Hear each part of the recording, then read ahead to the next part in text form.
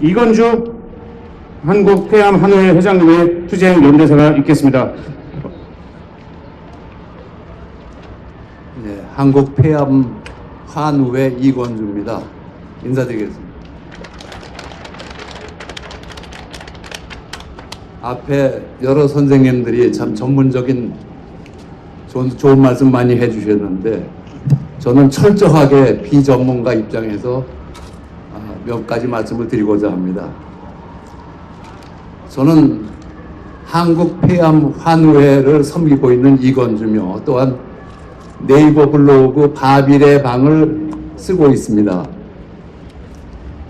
우리 저 앞에 최대집 회장님과 대한민국 최고의 지성 엘리트들을 제가 앞에 모시고 더군다나 이렇게 땡볕에 서 계시게 하시고 제가 말씀을 드리기가 참 어려운데 어떻게 좀 편히 쉬실 방법은 없나요?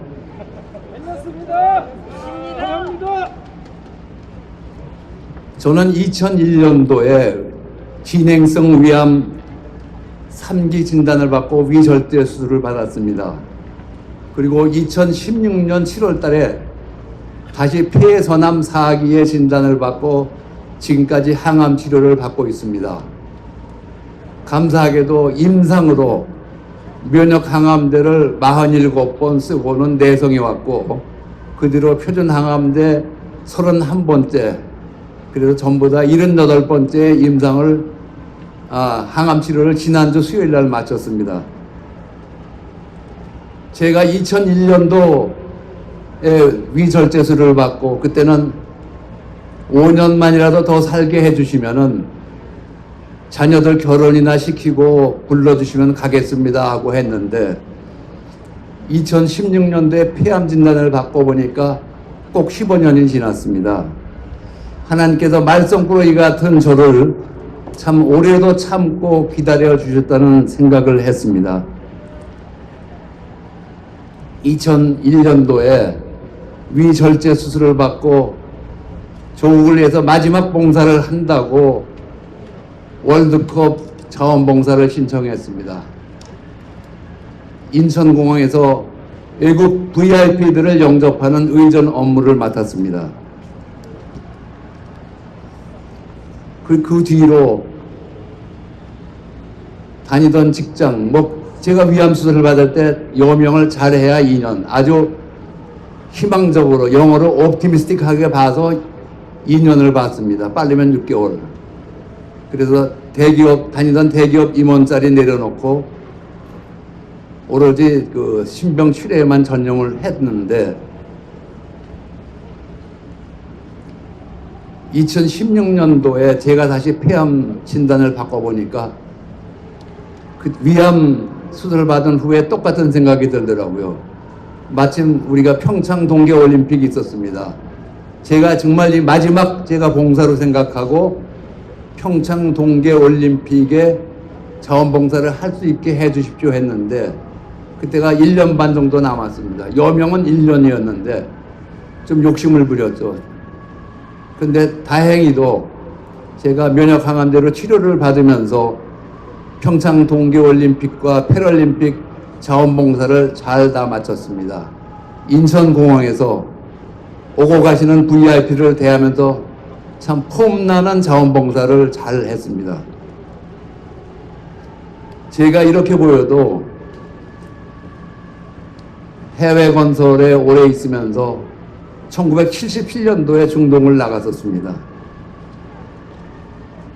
해외 지사장과 또한 현지 건설회사 사장도 하면서 잘 지냈는데 그러다 보니까 외국어도 좀 되고 또 외국인을 대하는 매너도 제가 좋은 평을 받았습니다. 그래서 영국 신사라는 소리를 들었는데 여러분들은 믿거나 말거나 해주시세요.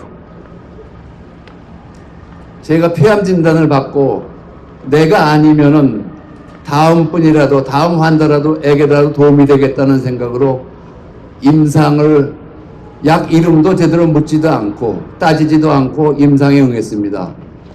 이미 위암 3기에 또 이번엔 폐암 4기 진단을 받았고 나이도 1인이 됐는데 더 욕심 부릴 게 없었습니다. 그런데 제가 아무것도 모르고 임상을 시작하고 나서 인터넷 카페에서 여러 가지 정보를 얻고 하다 보니까 제가 맞는 면역 항암제 1년 약값이 약 1억 원입니다. 그 1억 원을 공짜로 제가 치료를 받았고 여명 1년이라는 진단에 제가 지금 4년이 되도록 오히려 건강은 잘 유지가 되고 있습니다. 그래서 제가 인터넷 카페에서 많은 환우들한테 참 초보적이지만은 뭐 의료 분야가 아니면은 제가 심리적으로라도 도움을 드리기 위해서 자문을 좀 해드렸는데 그러다 보니까 또 알게 되니까 이제 자꾸 문제점이 생기더라고요. 폐암은 50% 이상이 4기에 진단이 됩니다. 그런데 그 말기에 진단을 받은 환자들한테 그 독한 백금 기반 항암 치료제를 3회 이상 써보고 효과가 없으면은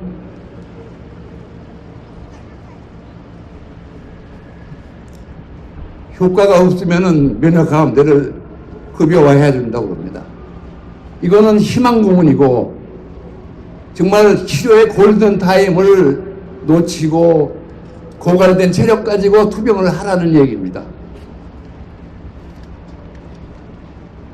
급한 마음에 환자를 살려보겠다고 자비로 면역항암 치료제를 시작해가지고 치료 효과가 좋으니까 1년, 2년 잘 치료받고 계시는데 이제는 약값이 문제가 됩니다. 그래서 집을 팔아야 되는 메디컬 푸어의 상황이 발생하게 됩니다.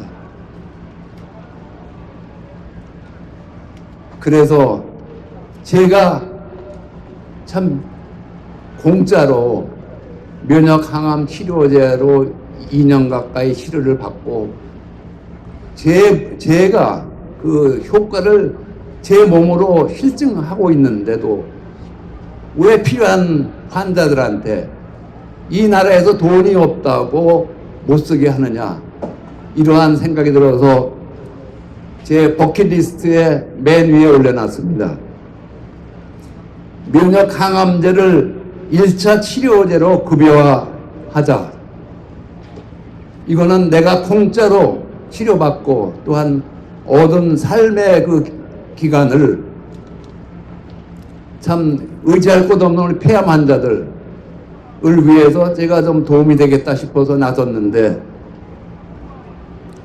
그래서 작년 2월부터 국회와 세종시에 있는 보건복지부 관계기관을 쫓아다니면서 참 애걸도 해보고 공갈도 쳤습니다. 그런데도 아직까지 들은 거는 그냥 의례적이고 형식적인 대답만 듣고 있습니다.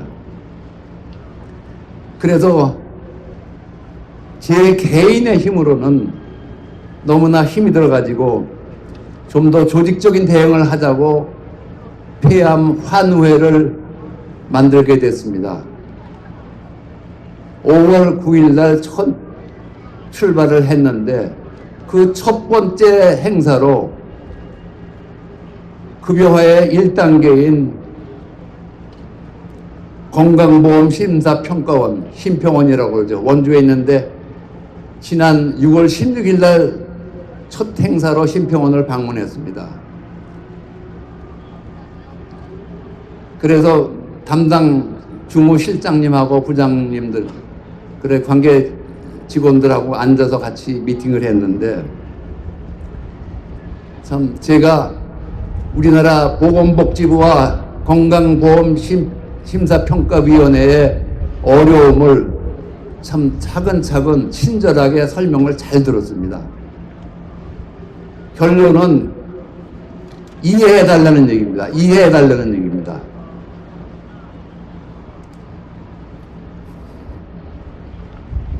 그래서 제가 그 자리에서 물었습니다.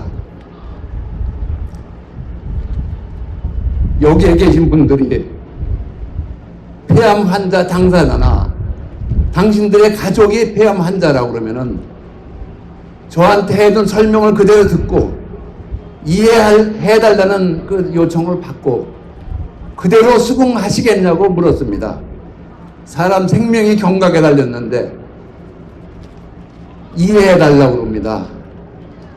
그냥 이해하고 그냥 죽으라는 얘기지요. 정부의 도움이 절실한 환자들에게 그냥 죽으라고 하면서 이해해달라고 합니다. 담뱃값을 인상하면서 연간 2조 이상의 세수 증대가 있었습니다. 그 돈을 폐암 환자들을 위해서 쓰겠다고 했는데 제가 듣기에는 폐암과 관련돼서 쓰는 것은 금연학교 운영하는 비용 정도라고 제가 들었습니다. 1년에 줄잡아 2,000명의 폐암 환자들이 면역항암제, 좋다는 면역항암제 써보지도 못하고 죽어가고 있는데 돈이 없다는 납득하기 어려운 이야기만 합니다. 딴 나라 정부 별천지에서 온 공무원들입니다.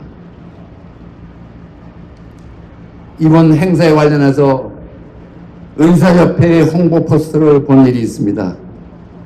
그 중에 하나는 타이틀이 어느 것부터 충전하시겠습니까? 였습니다.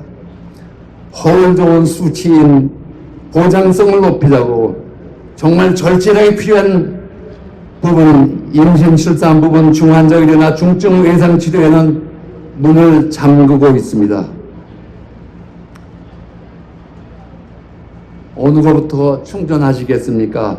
당연히 위중한 환자, 죽어가는 암 환자들에게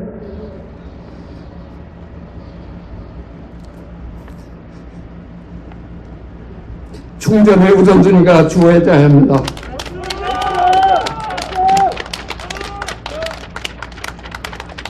죽어가는 국민은 몰라라 하고 어마어마한 재원이 필요한 보장성이 70%가 된들 무슨 소용이 있습니까?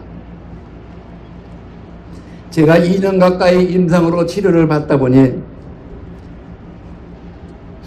약값이 비싸질 수밖에 없다는 생각이 들었습니다. 그냥 바깥에서 단순하게 임상이라고 제가 알고는 있었죠. 인간 모르모트로서 새로 개발된 약의 성능과 부작용을 검증받는 것이죠. 그 단계 거쳐야 되는 과정, 그 다음에 제가 임상 초기에는 하루에 체열을 5번, 13병까지 뽑아본 적이 있습니다. 그렇게 엄중하게 검사를 해가면서 임상을 하고 있는데 우리 한약은 어떻습니까?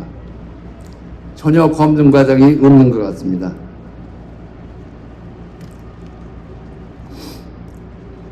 오늘 이슈가 되고 있는 초약은 개인의 책임하에 취향과 필요에 따라서 보조식품이나 보약으로 먹을 수야 있겠지만은 검증이 안 된 약재료를 가지고 통일된 제조 방법이나 엄격하게 관리되는 공정으로 만들지도 않는 약에 대해서 정부에서 치료제로 효과를 인정하고 국가 재정으로 비용을 부담한다는 문제는 정말 심각한 정책의 오류라고 생각합니다.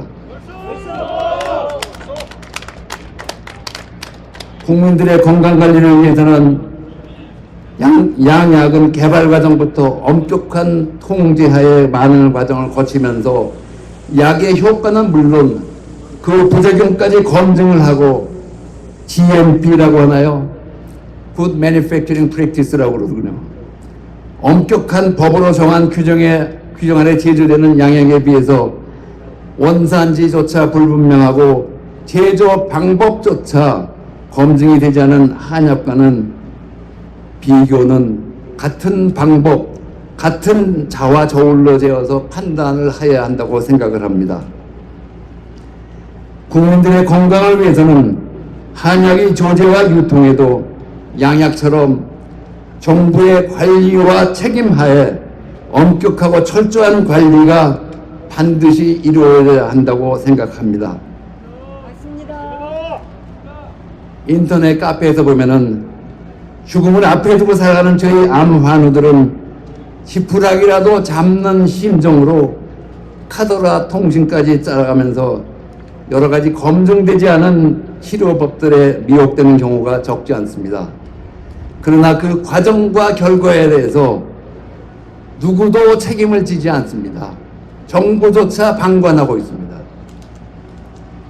한약의 보험 처리에 앞서서 이러한 유사 의용 행위와 약질에 대해서는 철저한 검증과 관리가 반드시 선행되어야 한약도 국민들이 믿고 안심하고 먹을 수가 있다고 생각하십니다. 오늘 이 자리에 나와주신 의사 선생님들을 뵈니 참으로 만감이 교차합니다.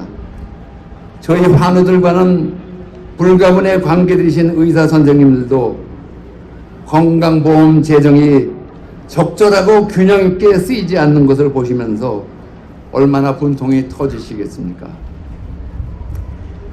자신이 치료하는 환자에게 더 좋은 약을 권하고 최선의 치료를 희망하고 싶은 것이 의사로서 당연한 마음일 것입니다. 그러나 아무리 약이 좋다 해도 1년에 1억이나 드는 약을 환자의 형편을 살피지 않고 좋은 약이니 무조건 쓰라고 처방을 하실 선생님들은 아마 별로 안 계실 겁니다. 저희 경우에도 자비로 그 비싼 약을 쓰라고 했다면 아마 생각 좀 해보겠습니다 하고 그리고서는 벌써 하나님 앞에 가 있을 겁니다.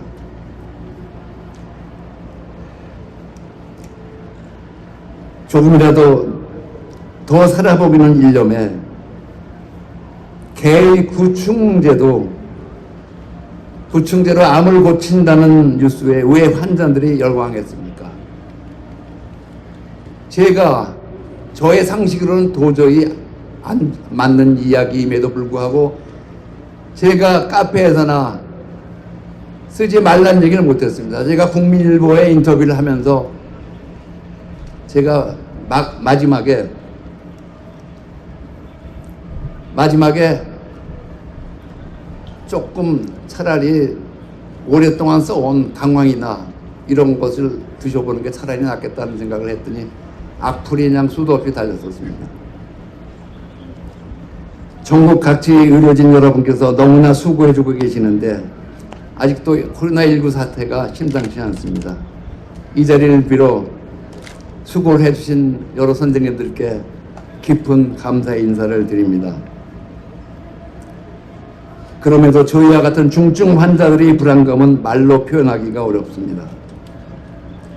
병으로 인해서 치료로 인해서 몸이 쇠약해져 있기 때문에 외출도 자유롭게 하지 못하고 병원에도 가기가 주저됩니다. 이런 와중에 돈이 없어서 급여 적용이 어렵다고 하면서 필수적이지도 않고 급하지도 않은 한방 처방에 대해서는 이렇게 의사 선생님들께서 반대하는 데에도 적지 않은 돈을 쓰면서 강행하고 하려 있으니 생명이 경계가 달린 우리 폐암 환자들에게는 무슨 논리로 설명을 하려고 하는지요. 또 그냥 이해해달라고 하겠습니까? 생명을 걸고 투병생활하고 있는 환우들을 대리해서 관계자들에게 묻고 싶습니다. 당신들이 돈이 없어서 좋다는 약을 써보지도 못하고 죽어가는 우리 환자의 입장이라면 그냥 이해하고 수용을 하시겠습니까? 제가 오늘 영상으로 보내달라는 부탁을 받았음에도 불구하고 이 자리에 나온 것은 이렇게 목이 쉬도록 소리라도 질러서 우리 정부에 공개적으로 묻고 싶어서 나왔습니다.